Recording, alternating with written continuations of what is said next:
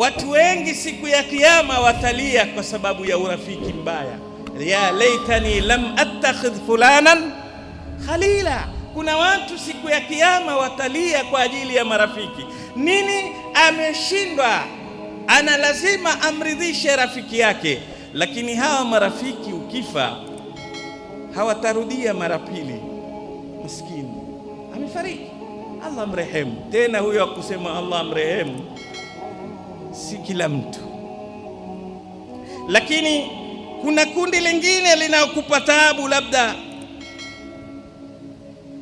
wale ambao wako karibu na wewe sana, katika marafiki wa karibu, mnafanya nao, mnaamiliana nao kibiashara. Hawa vile vile watakuwa ni siku chache, masaa, siku, wiki mbili, lakini mwisho pengine pale pale mazishini jamaa wapiga stori za kazini washasahau wamekuja kumleta nao, na mwisho watarudi kwenye vicheko vyao. Na watu labda wale ahli zako, mkeo, wanao, wataendelea na huzuni siku kadhaa, miezi minne na siku 10, lakini baada ya hapo utawekwa kwenye arshifu, kwenye faili ya zilizopendwa, hauko tena duniani. Haya ndiyo maisha yameisha. Intahat qissatu dunia, maisha ya dunia yote kisa chake kimemalizikia hapo.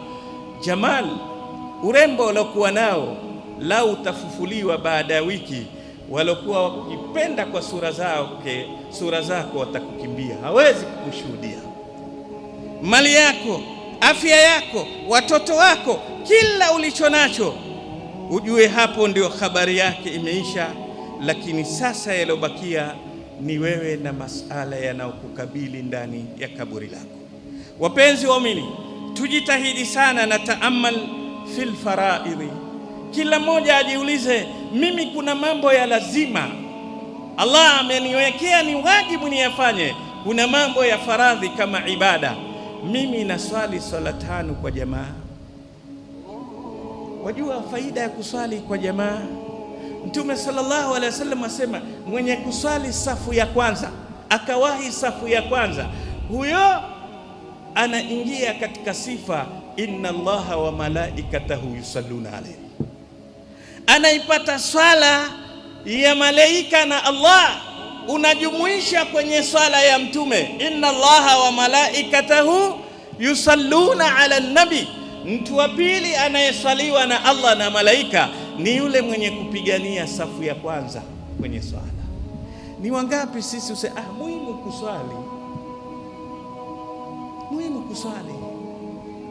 Jamani, lazima kila mmoja wetu ajiulize, mimi kuna mambo ni faradhi kwangu, nimeyapa uzito kiasi gani? Allahu Akbar.